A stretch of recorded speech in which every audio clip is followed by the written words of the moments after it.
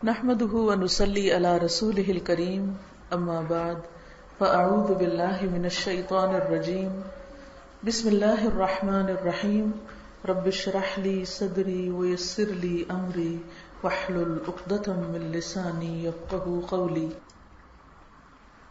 میرے لیے انتہائی خوشی کی بات ہے کہ میں آج آپ سب کے درمیان میں موجود ہوں اور قرآن پاک کی بہت اچھی تلاوتیں سننے کا موقع ملا ہے مجھے۔ میں اندر جب بیٹھی تھی تو آپ سب کی آوازیں، خاص طور پر جو بھی قارئات پڑھ رہی تھیں، وہ میں سن رہی تھی۔ اللہ تعالیٰ آپ سب کے علم اور عمل میں برکت ڈالے اور ہم سب کو ان کاموں کی توفیق عطا فرمائے جو اللہ کی رضا کا سبب ہوں۔ اللہ تعالیٰ کا یہ ہم سب پر بہت بڑا احسان ہے کہ اس نے ہمیں قرآن کی محبت دی ہے۔ ہمیں اس محبت اور اس نعمت کی قدر کرنا ہے، اس پر شکر ادا کرنا ہے، اور جس قدر ہم شکر ادا کریں گے اللہ تعالیٰ اور زیادہ نعمت عطا فرمائے گا۔ قرآن مجید ایک ایسا سمندر ہے کہ جس کا کوئی کنارہ نہیں۔ آپ اس میں جتنا بھی غور و خوض کریں، جتنا بھی اس کو پڑھتے جائیں، کبھی بھی یہ دعویٰ نہیں کر سکتے کہ ہم نے اس کا حق ادا کر دیا یا ہم نے اس کو پوری طرح پا لیا۔ اس لیے دوسرے علوم کے برعکس قرآن مجید کا طالب علم مرتے دم تک طالب علم ہی رہتا ہے اور رہنا چاہیے، اور اس کی اس طلب میں کبھی بھی کمی نہیں آنی چاہیے۔ اسے کبھی بھی یہ نہیں سمجھنا چاہیے کہ میں نے کام مکمل کر لیا یا میرا کام ختم ہو گیا۔ اس لیے جن بچیوں نے آج قرآن مجید مکمل کیا ہے ان سب کو میں دل کی انتہائی گہرائیوں سے مبارکباد دیتی ہوں، اور اس کے ساتھ ساتھ ان کو یہ نصیحت کرتی ہوں کہ وہ صاحب قرآن ہونے کا حق ادا کریں اور اس کے ساتھ مرتے دم تک تعلق مضبوط رکھیں، اور جب قیامت کے دن اٹھائی جائیں تو قرآن والوں میں سے اٹھائی جائیں جن کے لیے یہ پکارا جائے، پڑھتے جاؤ اور چڑھتے جاؤ، تمہاری آخری منزل یعنی بلندیوں میں آخری منزل وہ ہے جہاں تم آخری آیت مکمل کرو گے۔ اور یہ بھی کہ جس طرح تم دنیا میں پڑھتے تھے اسی طرح اب پڑھو، تو دنیا میں جتنا بھی زیادہ بہترین طریقے سے ہم اس کو پڑھ سکیں اور ٹھہر کے پڑھیں، ترتیل کے ساتھ، ورتل القرآن ترتیلا، اور تحسین کے ساتھ یعنی خوبصورت انداز میں، بہترین آواز کے ساتھ، اور منزل اور ٹارگٹ ہمارا کیا ہو کہ یہ میں اس دن کے لیے پڑھ رہا ہوں، میرا آخری سبق اس دن ہے، آج نہیں۔ آج تو صرف ایک منزل کی تکمیل ہوئی، ایک درجہ چڑھے ہیں آپ، ایک حصہ پایا ہے، لیکن اصل حصہ تو وہاں ملنے والا ہے۔ اصل تکمیل کا دن وہ ہوگا جب آپ واقعی اپنی منزل کو پا لیں گے، اور اس کے لیے ابھی بہت ساری جد و جہد کرنی، بہت محنت کرنی۔ عام طور پر جب ہمیں قرآن مجید کا ایک حصہ مل جاتا ہے تو ہم سمجھتے ہیں کہ اب بس کام پورا ہو گیا۔ اسی لیے بہت سے ناظرہ پڑھنے والے جس دن ختم قرآن ہوتا ہے اس دن جب قرآن بند کرتے ہیں تو پھر ساری زندگی نہیں کھولتے، کیونکہ ٹھپا لگ چکا ہے کہ ہم پڑھ چکے ہیں۔ اس کے بعد اگلا درجہ، اگلا مرحلہ، اگلی منزل، اس کی فکر نہیں رہتی۔ تو آپ ان لوگوں میں سے نہ ہوں کہ جن کا ختم قرآن ان کے کام کو، ان کی محنت کو اور اللہ کے اس راستے میں آگے بڑھنے کو ہی ختم کر دیتا ہے۔ ہم نے دنیا میں شہرت کے لیے یا دنیا میں کسی قسم کا اجر پانے کے لیے یہ نہیں پڑھا، ہم نے تو یہ سب کچھ اپنے رب کی رضا کے لیے پڑھا۔ اور جب بھی آپ کو اللہ سبحانہ و تعالیٰ اچھے اور عمدہ انداز میں پڑھنے کی توفیق عطا فرمائے تو دل میں یہ سوچا کریں کہ اس وقت میں اپنے رب کو سنا رہی ہوں تاکہ وہ خوش ہو جائے۔ اگر وہ خوش ہو گیا تو بندے خود ہی خوش ہو جائیں گے۔ جس سے اللہ تعالیٰ محبت کرتا ہے اس کی محبت اللہ بندوں کے دلوں میں ڈال دیتا ہے. تو اس لیے بندوں کو منزل نہ بنائے، اللہ کی رضامندی اور اس کی ناراضگی کی فکر کریں. اور اس کو جتنا بھی آپ اب اچھا پڑھتے اس سے بھی مزید اچھا پڑھنے کی اور کوشش کریں، کیونکہ یہ اللہ کا کلام ہے اور اس کا سرٹیفکیٹ اور اس کی شہادت اور اس کی گواہی آپ کے لیے کون دے؟ اللہ سبحانہ و تعالی، کہ وہ آپ سے راضی ہو جائے. اس سے بڑا انعام اور کوئی نہیں دے سکتا. جب بندہ اللہ کے لیے پڑھتا ہے اور اللہ تعالیٰ اس سے خوش ہو جاتا ہے تو وہ خوشی پھر انسان کے دل میں بھی سرایت کر جاتی ہے. اس خوشی کے بعد پھر غم نہیں ہوتا، حقیقی خوشی ہوتی. تو انشاءاللہ مجھے امید ہے کہ آپ سب جو محنت اب تک کرتی رہی ہیں اس سے بھی زیادہ آئندہ کرتی رہیں گی اور اس کو بھولنے والوں میں شامل نہیں ہونا، کیونکہ آپ سب کو معلوم ہے کہ جو لوگ قرآن پاک یاد کر کے پڑھ کے اس کو بھلا دیں ان کی سزا کیا ہے. ایسے لوگ قیامت کے دن کس طرح اٹھائے جائیں گے؟ کیسے اٹھائے جائیں گے؟ اندھے. اور اس وقت وہ کہے گا کہ یا رب لما حشرتنی اعمی وقد كنت بصیرا قال كذلك اتتك آیاتنا فنسیتها وكذلك اليوم تنسى. تو ہم نے اس کو پڑھ کر بھلانا نہیں، اس کو یاد رکھنا ہے. کوئی بھی چیز، خواہ شادی ہو، بچے ہوں، کچھ بھی، آپ نے اس قرآن کو نہیں چھوڑنا. اور اس کے لیے آپ کے اپنے اندر موٹیویشن ہونی چاہیے. اس کا فیصلہ خود آپ نے اپنی طرف سے کرنا ہے، کوئی اور آپ کے بہاف پہ فیصلہ نہیں کر سکتا. اگر آپ کی نیت پکی ہوئی تو آپ کا عمل درست ہو جائے گا، کیونکہ انما الاعمال بالنیات. آپ کا اپنا ارادہ پختہ ہونا چاہیے. تو آج کے اس دن میں آپ اپنے ساتھ عہد کریں اور اس پر اللہ کی مدد مانگیں اور اس پر اللہ ہی کو گواہ بنائیں کہ میں اس کو مرتے دم تک نہیں چھوڑوں گی انشاءاللہ. تو آج کی آپ کی اس تکمیل کے موقع پر آپ سب کے لیے چند نصیحتیں ہیں جو حسن بصری نے اپنے طالب علموں کو کی تھی. حسن بصری کون تھے اور انہوں نے کیا کہا؟ آئیں ان نصیحتوں کو دہراتے ہیں تاکہ ہم سب ان پر عمل کر سکیں. حسن بصری 21 ہجری میں مدینہ منورہ میں پیدا ہوئے. نبی صلی اللہ علیہ وسلم کی وفات کے تقریباً کتنے سال بعد؟ 11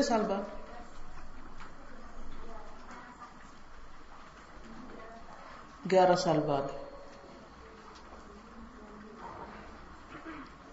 آپ کی والدہ ام المؤمنین حضرت ام سلمہ کی کنیز خیرہ تھی. یعنی آپ کی والدہ خیرہ ان کا نام تھا، وہ ام المؤمنین حضرت ام سلمہ کی کنیز تھی. حضرت ام سلمہ نے ہی ان کا نام حسن رکھا تھا. ام سلمہ کون تھی؟ آپ سب طالب علم بیٹھے ہیں، میں صرف آپ کو پڑھاؤں گی نہیں، پوچھوں گی بھی، آپ کا امتحان بھی ساتھ ساتھ ہے. ام سلمہ کون تھی؟ ام المؤمنین تھی. ان کی شادی کس سے ہوئی تھی؟ حضور صلی اللہ علیہ وسلم سے. حضرت ام سلمہ نے ہی ان کا نام حسن رکھا تھا اور انہی کے گھر ان کی پرورش ہوئی تھی. کن کے گھر؟ ام سلمہ کے گھر. اب آپ سوچ سکتے ہیں کہ حسن بصری جو تھے وہ کتنے خوش قسمت تھے کہ نبی صلی اللہ علیہ وسلم کی زوجہ محترمہ نے ان کو پالا تھا، ان کی تربیت کی تھی بچپن میں، حالانکہ وہ ایک غلام خاتون کے بچے تھے. آپ کے والد یسار حضرت زید بن ثابت کے غلام تھے. اب آپ دیکھیں، باپ بھی غلام، ماں بھی غلام، اور بچہ کہاں پہنچتا ہے؟ اس سے کیا بات پتہ چلتی؟ کہ غلامی کسی کے آگے بڑھنے کے راستے میں رکاوٹ نہیں. جب تک انسان خود اپنی قدر نہیں پہچانتا دوسرے بھی نہیں پہچانتے. اگر آپ خود ساری زندگی مسکین بنے رہیں گے اور اس پریشانی میں رہیں گے کہ میں غلام کی اولاد ہوں اور میرا جینے کا کوئی حق نہیں، یا مجھے پڑھنے کا حق نہیں، یا مجھے آگے بڑھنے کا حق نہیں، تو پھر آپ زندگی میں کچھ بھی نہیں کر سکتے. بچپن سے ہی حسن بصری کا تمام امہات المومنین کے گھروں میں آنا جانا تھا. یعنی صرف ام سلمہ نہیں بلکہ ساری امہات المومنین کے عمل کو نبی صلی اللہ علیہ وسلم کے گھرانے کو دیکھنے والے تھے. اس سے پتہ چلتا ہے کہ ایک بچے کی تربیت کیسے گھر میں ہوئی، کیسی فضا میں ہوئی، کیسی کیسی نیک ہستیوں سے ان کا واسطہ پڑا. کیونکہ عمل کا سبق سب سے بڑا سبق ہوتا ہے. علماء کتابوں سے تیار نہیں ہوتے. علماء علم کے ساتھ ساتھ جو ان کی صحبت ہوتی اور ان کے آس پاس کا ماحول ہوتا ہے اس کا ان پر بہت گہرا اثر ہوتا ہے.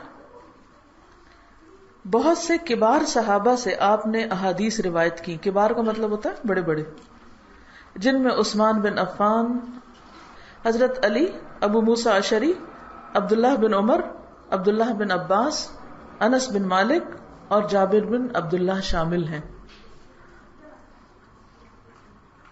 تو پھر حسن بصری خود کون ہوئے؟ تابعی. شابش، تابعی ہوئے. کیونکہ انہوں نے تعلیم حاصل کی، سیکھا، احادیث روایت کی. کس سے؟ حضرت علی سے سب سے زیادہ متاثر تھے. ہر ایک کی اپنی چوائس ہوتی ہے نا. ان کے تقوی اور اخلاق کا رنگ ان پر چڑھا. کن پر؟ حسن بصری پر. 14 سال کی عمر میں والدین کے ساتھ بصرہ منتقل ہو گئے. یعنی اب جوان ہو گئے اور وہاں سے پھر مدینہ سے بصرہ چلے گئے. وہاں کیا تھا؟ بصرہ کہاں ہے؟ کہاں ہے بصرہ؟ عراق میں. اور وہیں مستقل رہائش اختیار کر لی. اسی نسبت سے آپ بصری کہلائے. وہ اپنے علم اور تقوی، زہد اور استغناء، عالی ہمت، تفقہ اور علم کے اعتبار سے ایک درخشاں ستارہ تھے.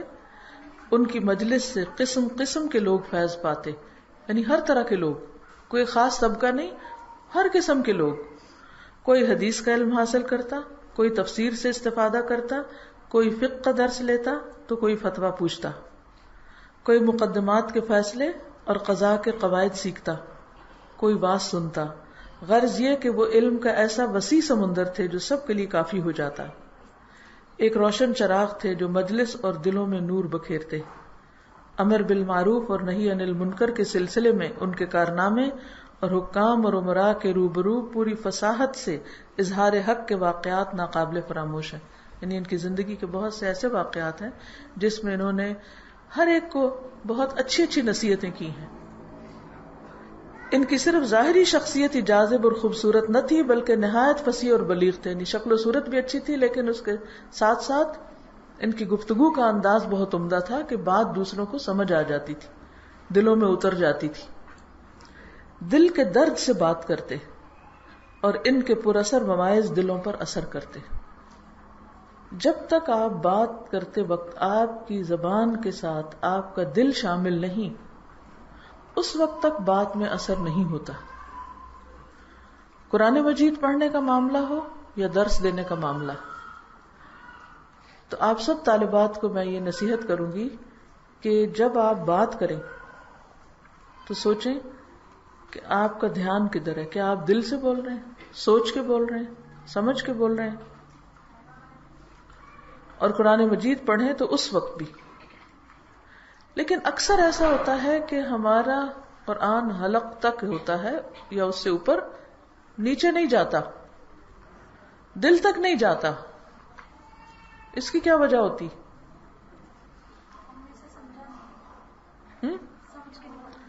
بہت سے لوگ ترجمہ بھی جانتے ہیں، سمجھے ہوئے بھی ہوتے ہیں، پھر بھی اندر نہیں بات اتری بھی ہوتی. کیوں؟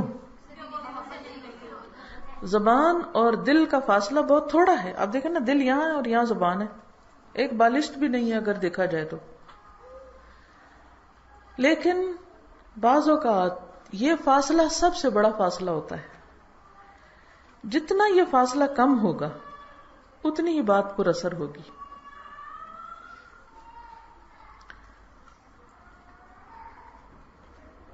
لیکن ہمارے اعمال کے اثرات ہمارے دل پر کیوں نہیں پڑتے؟ ہمارا اپنا دل ہی اس سے متاثر کیوں نہیں ہوتا؟ اس کی کیا بنیادی وجہ ہوتی؟ اس کی وجہ یہ ہوتی ہے کہ ہمارا دل کہیں اور محو ہوتا ہے، کہیں اور مشغول ہوتا ہے. دل توجہ نہیں کرتا. مثلا ہم نماز پڑھ رہے ہوتے ہیں، دل کہاں ہوتا ہے؟ قرآن پڑھ رہے ہوتے ہیں، دل کہاں ہوتا ہے؟ قرآن پڑھا رہے ہوتے ہیں، دل کہاں ہوتا ہے؟ دل انوالو نہیں ہوتا، اس میں فاصلہ ہوتا ہے. دل کہاں انوالوڈ ہے وہ تو ہم خود ہی جانتے ہیں کہ دل کی ہماری سوچیں کیا ہیں. کچھ لوگ بیکار کی باتوں پر پریشان رہتے ہیں. چھوٹی سی کوئی بات ان کو کہہ دے تو اس پر ناراض ہو جاتے ہیں یا اس کو محسوس کر کے بیٹھ جاتے ہیں. اب سارا دن اسی سوچ و بچار میں رہتے ہیں، لہٰذا کوئی کام کی بات ان کے سامنے آتی تو ان کی سمجھ میں نہیں آتی. آپ ان سے بات کرتے ہیں تو ان کو جھنجھوڑنا پڑتا ہے کہ آپ سے بات کر رہے ہیں، آپ کو کہہ رہے ہیں، آپ کدھر ہیں؟ وہ ایبسنٹ مائنڈیڈ ہوتے ہیں، غیر حاضر ہوتے ہیں. کیوں؟ کیونکہ ان کا دل مشغول ہے کس میں؟ اپنے آپ میں، اپنی ذات میں. قرآن میں مشغول نہیں ہے، اللہ کی بات میں مشغول نہیں ہے. کیونکہ اپنے سے دھیان ہٹے گا تو کہیں اللہ کی طرف جائے گا نا.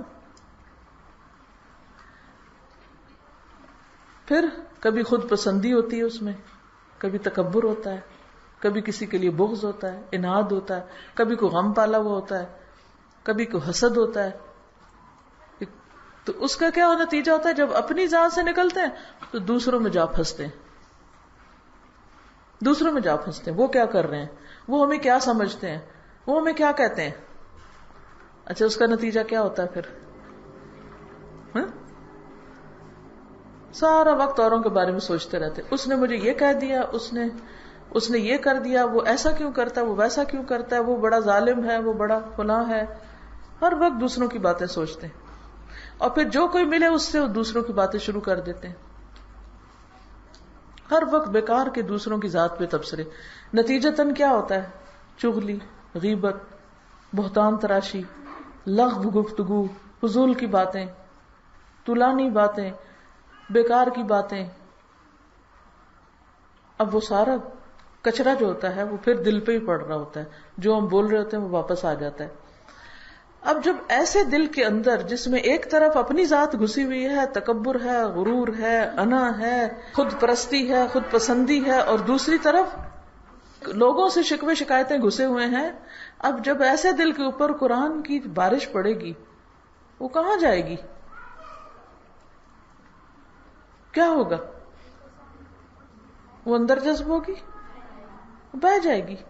یہ دل سخت ہے، اس لیے لوگوں کے اوپر اثر ہی نہیں ہوتا قرآن کا.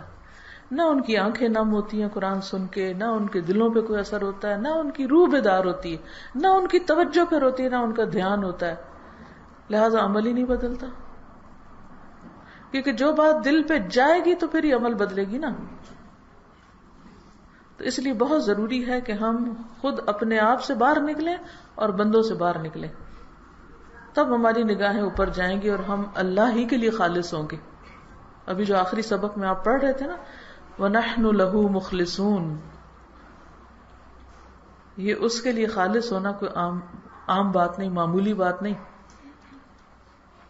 یہ جو بڑی ہستیاں جن کو ہم کہتے ہیں اور جن کے اوپر اللہ نے انعام کیا اور جو بڑے کامیاب لوگ تھے، ان کا حال یہ تھا کہ انہوں نے سب سے پہلے اپنی ذات پہ کام کیا، اپنے عیب دیکھے، اپنی غلطیوں کو پہچانا اور اس کی اصلاح کی. اور اس کے لیے کڑوی سے کڑوی دوائی کھانی پڑی تو وہ بھی کھائی.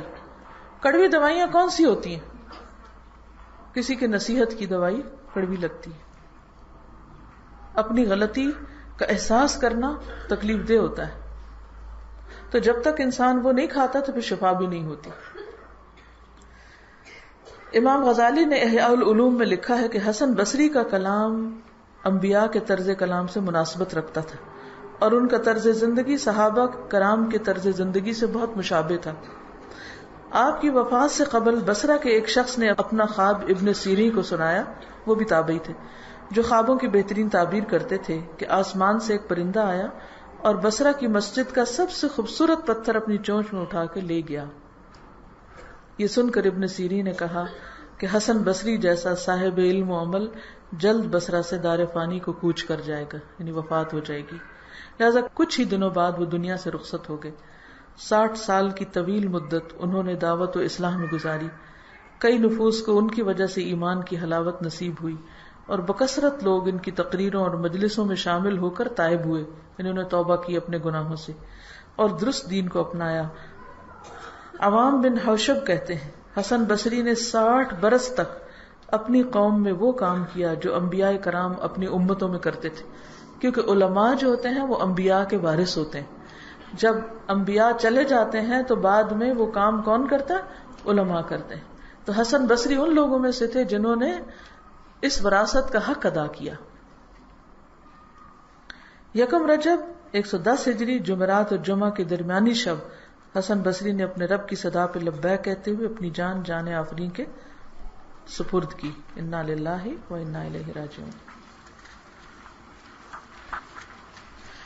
حسن بصری کا خط ایک طالب علم کے نام۔ تو جیسے میں نے شروع میں عرض کی تھی کہ ہم سب کو کیا کرنا ہے؟ ساری زندگی طالب علم رہنا۔ طالب کون ہوتا ہے؟ چاہنے والا۔ تو ہماری چاہت کیا رہے؟ رب زدنی علما۔ یا طالب العلم سلام علیک و بعد۔ اے طالب علم یاد کرو اور اس کی نگہبانی کرو، کیونکہ علم بھولنا اس کی آفت ہے اور باہمی مذاکرہ اس کی زندگی ہے۔ اگر بھولنے کی بیماری نہ ہوتی تو علماء بہت زیادہ ہوتے۔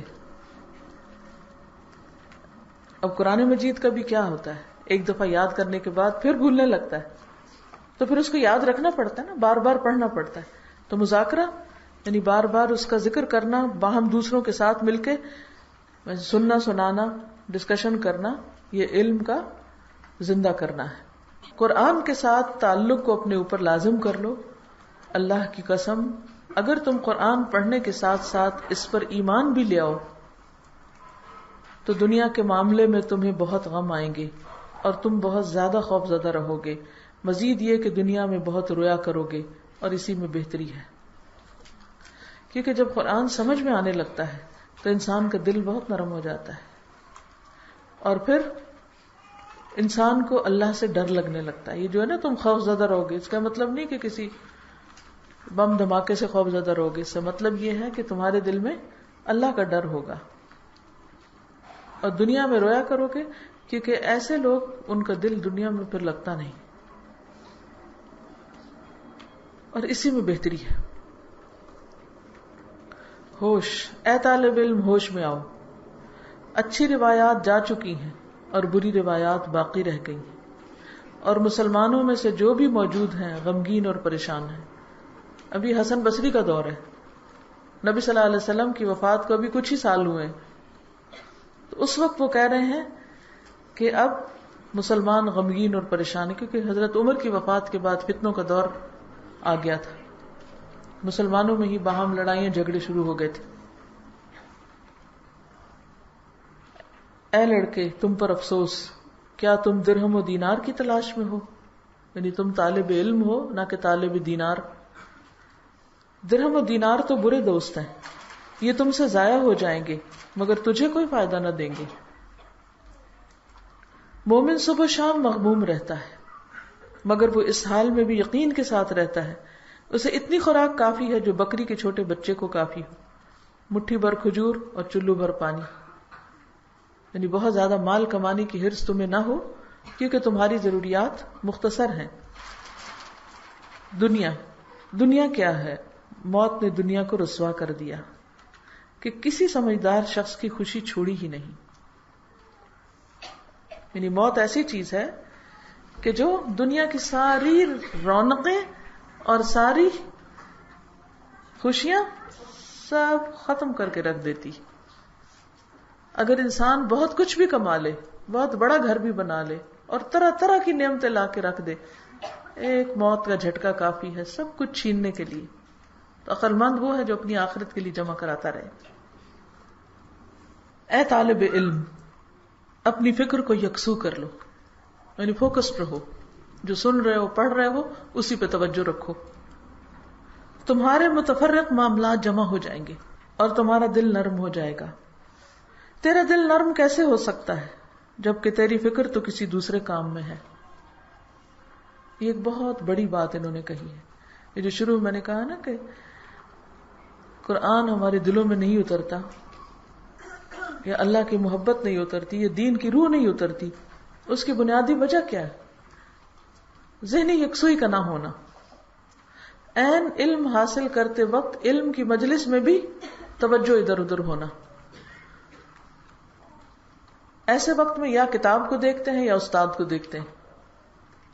آتے جاتے لوگوں کو دیکھنا یا ادھر ادھر کی چیزوں پہ توجہ کرنا یا کبھی کہیں کچھ اور پڑھنے لگنا، تو پھر یہاں بیٹھنے کا تو مقصد ہی کوئی نہیں. تو انسان کی توجہ کس چیز پر ہے وہ اس کی نگاہوں سے پتہ چلتی، اس کا دھیان کہاں ہے. اگر وہ سیکھ رہا ہے جو اس وقت پڑھایا جا رہا ہے تو پھر اس کی نظر کتاب سے نہیں ہٹے گی یا استاد سے نہیں ہٹے گی. تو اپنی فکر کو کیا کرو، مجتمع کرو، فوکس کرو، اور اس کی بھی پریکٹس کرنی پڑتی ہے. اپنے آپ کو خود پلٹ پلٹ کے لانا پڑتا ہے اس کی طرف. ہر کوئی اپنی مصروفیت ہی کی فکر میں صبح کرتا ہے، اور جو جس بات کو زیادہ اہم سمجھتا ہو اسی کو زیادہ یاد رکھتا ہے. کیا مطلب ہے اس کا؟ کوئی بتائے گا آپ میں سے؟ کیا سمجھ میں آیا؟ کس چیز کو یاد رکھا جاتا ہے؟ جیسے کہ عموماً انسان کے دل میں محبت ہوتی ہے والدین کی، مطلب تذکرہ کرتے ہیں مجھے میری ماں یاد آ رہی ہے. اس طرح جب انسان کے دل میں اپنے علم کی محبت ہوگی تو انسان کے علم کا تذکرہ کرتا ہے. بالکل، شابش. یعنی انسان جس چیز کو اہم سمجھتا ہے اسی کو یاد کرتا ہے، اسی کا ذکر کرتا ہے، اسی کا تذکرہ کرتا ہے، اس کی گفتگو اسی کے گرد گھومتی ہے. حقیقت یہ ہے کہ جس نے آخرت کی فکر نہ کی اس کی دنیا کی حیثیت بھی کچھ نہیں، اور جس نے اپنی دنیا کو آخرت پر ترجیح دی اس کی نہ دنیا رہی نہ آخرت رہی. کیونکہ دنیا نے تو جانا ہی جانا ہے، تو آخرت اس لیے نہیں ملی کہ آخرت کی فکر ہی نہیں تھی اس کو. اس نے آخرت کے لیے کچھ کیا ہی نہیں. من کان یرید العاجلۃ عجلنا له فیہا ما نشاء لمن نرید. جو شخص دنیا کی بھلائی چاہتا ہو تو جتنا ہم چاہتے ہیں اس کو جلدی سے دنیا میں دے دیتے ہیں. ٹھیک ہے نا؟ تو اگر ہم دنیا چاہتے ہیں تو دنیا مل جائے گی، لیکن آخرت کے لیے کچھ نہیں رہے گا. پھر عقل مند بنو، غور و فکر کرو. سمجھدار لوگ کہا کرتے تھے کہ دانا شخص کی زبان اس کے دل کے پیچھے ہوتی. عقل مند کی زبان دل کے پیچھے ہوتی، نہیں سمجھ کے بولتا ہے. جب وہ بولنے کا ارادہ کرتا ہے تو اپنے دل کی طرف رجوع کرتا ہے. اگر بات اس کے فائدے کی ہو تو کرتا ہے، اگر نقصان کی ہو تو رک جاتا ہے. جاہل کا دل زبان کے کنارے پہ ہوتا ہے، وہ دل کی طرف نہیں لوٹتا، جو بات زبان پہ آئے بول دیتا ہے. تو اس سے پتہ چلتا ہے کہ ہم صاحب علم ہیں یا نہیں، صاحب عقل ہیں یا نہیں. کیا سیکھا، کیا سمجھا؟ بولے، مجھے پتہ چلے کیا سمجھا. ہاتھ کھڑا کریں. کون ہوتا ہے عقل مند؟ ہاں جی ہاں، کچھ کہنے سے پہلے انسان اس کو سوچ لے. اور جی شابش، پہلے تولے پھر بولے.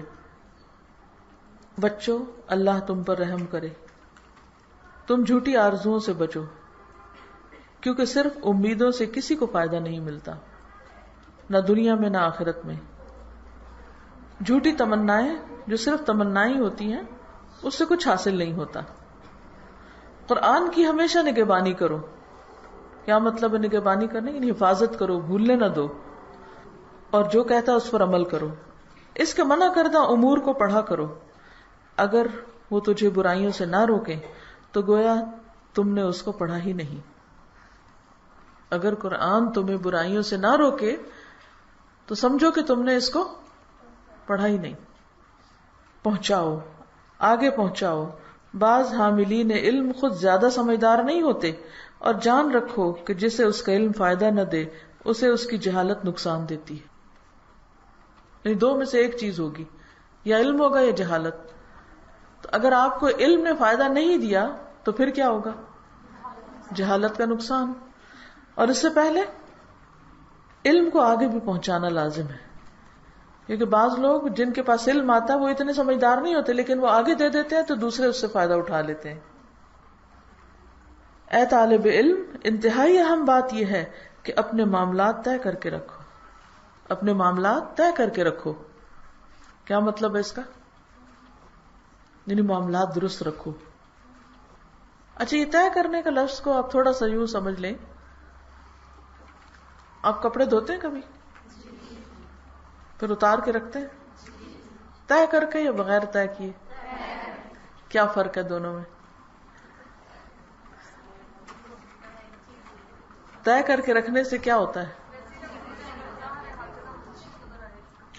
ترتیب سے رکھتے ہیں ان کو، پھر جب ضرورت پڑتی ہے تو آپ آسانی سے نکال لیتے ہیں. پھر طے بھی لگاتے ہیں اس کی، ایک کے اوپر ایک رکھتے ہیں، پھر ایک جیسے کپڑے ایک جگہ رکھتے ہیں. اور اگر آپ وہ سارے اتار کے گٹھڑی بنا کے رکھ دیں، جی بہت برے لگتے ہیں، گڈ مڈ ہو جاتے ہیں اور وہ سمجھ ہی نہیں آتی، اور جب ان کو پہنتے ہیں تو وہ اور کام خراب. اگر ان کو استری بھی کرنا ہو تو زیادہ مشکل. بالکل اسی طرح ہمارے جو معاملات ہیں وہ الجھے ہوئے نہیں ہونے چاہیے، گڑمڑ. ہر ایک کو اس کی جگہ پہ رکھنا چاہیے، ٹھیک ہے نا. ماں باپ کو ان کے مقام پر، استادوں کو ان کے مقام پر، بچوں کو ان کے مقام پر، بہن بھائیوں کو ان کی جگہ پر. اگر آپ کو ایک چارٹ بنانے کو دیا جائے، ایک نقشہ بنانے کو دیا جائے اور کہا جائے کہ یہ ہیں وہ سارے لوگ جن سے آپ نے معاملہ کرنا ہے، تو آپ ان کو ترتیب سے رکھیں. تو کیسے رکھیں گے؟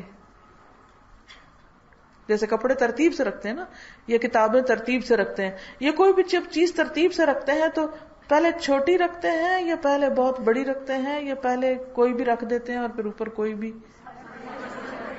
پہلے بڑی رکھتے ہیں، ٹھیک ہے نا. پھر اس کے بعد اس سے چھوٹی، اس سے چھوٹی، اس سے چھوٹی، ٹاور بنتا جاتا ہے، بنتا جاتا ہے، بنتا جاتا ہے، ٹھیک ہے. اسی طرح جب معاملات ہیں تو سب سے پہلے کس کا درجہ آتا ہے؟ والدین. اللہ سبحانہ وتعالیٰ تو اللہ تعالیٰ ہے، لیکن معاملہ اس وقت بندوں کے ساتھ معاملے کی بات کریں. اگر کسی کے اپنے ماں باپ سے معاملات درست نہیں، وہ ان کا نافرمان ہے، استادوں کی وہ قدر نہیں کرتا، احترام نہیں کرتا، ان کے ساتھ بد اخلاقی بدتمیزی کرتا ہے، ان کی بات ہی نہیں مانتا، نہ سنتا ہے، خالہ ماموں چچا کوئی پرواہ نہیں ان کی، بہن بھائی کوئی تعلق نہیں ان سے، بچے کوئی خیال نہیں ان کا. ہاں، اسی طرح جن لوگوں کے بیچ میں وہ رہتا ہے، اب مثلا اس وقت آپ ہاسٹل میں اگر رہتے ہیں تو اس وقت تو کوئی بھی آپ کو رشتہ دار یہاں نہیں ہو سکتا، لیکن کون ہے؟ یا تو آپ کی کولیگز ہیں یا آپ کے استاد ہیں. کچھ باجیاں بڑی ہیں، کچھ آپ سے چھوٹے ہیں بچے، ایسے ہی ہوتا ہے نا. کچھ لوگ چھوٹے ہوتے ہیں، کچھ لوگ بڑے ہوتے ہیں، کچھ لوگ برابر کے ہوتے ہیں، کچھ ہم پہ احسان کر رہے ہوتے ہیں، کچھ پہ ہم احسان کر رہے ہوتے ہیں. تو کس کا مقام کون سا ہے اس کو جاننا بہت ضروری ہے. آپ دیکھیں یہ ساس بہو کا جو جھگڑا ہوتا ہے، اس میں بھی بنیادی وجہ کیا ہوتی ہے کہ شوہر اپنا کردار صحیح ادا نہیں کر رہا ہوتا، یا وہ ماں کو اگنور کر دیتا ہے یا بیوی کو اگنور کر دیتا ہے. ماں کو خوش کرنے کے لیے بیوی کو ناراض کر دیتا ہے، بیوی کو خوش کرنے کے لیے ماں کو ناراض کر دیتا ہے. اگر وہ بیوی کو اپنی جگہ پہ رکھے اور ماں کو اپنی جگہ پہ رکھے، بیوی کا بھی حق ادا کرے، اس کے ساتھ بھی اس نے سلوک کرے، ماں کا احترام کرے، اس کے بھی حقوق پورے کرے، اور اگر کوئی کسی کے اندر مداخلت کرنے لگے تو اس کو روکے، تو آپ دیکھیں کیسے تعلق خراب ہو سکتا ہے؟ نہیں ہو سکتا. لوگ جب انسیکیور ہوتے ہیں، یعنی ان کو یہ ہوتا ہے کہ ہائے ہمارا کیا بنے گا اگر یہ شخص ادھر مائل ہو گیا، تو اس وقت گڑبڑ ہوتی. تو زندگی میں اگر آپ کو کوئی کام کرنا ہے تو کیا کریں؟ ہر ایک کو اس کے مقام پر رکھیں. تو بہت سی چیزیں خود بخود درست ہو جائیں گی، بہت سی الجھنیں ختم ہو جائیں گی، اور پھر آپ کچھ کر سکیں گے. خبردار، یقیناً اللہ تعالیٰ جب کسی بندے سے بھلائی کا ارادہ کرتا ہے تو اس کے دل کو غنی اور بے پرواہ کر دیتا ہے، یعنی لالچ ختم ہو جاتی ہے اس کی، اور اس کی تمام اشیاء کو محفوظ رکھتا ہے. اور جب اللہ تعالیٰ کسی سے برائی کا ارادہ کرے تو فقیری اس کے سامنے رکھ دیتا ہے، اس کی آنکھوں سے محتاجی جاتی نہیں، اس کا لالچ ختم ہوتا ہی نہیں، اور اس کے معاملات کو منتشر کر دیتا ہے. وَكَانَ أَمْرُهُ فُرُطًا، کہیں بھی پورا نہیں پڑتا، وہ کچھ بھی نہیں ہو پاتا اس سے.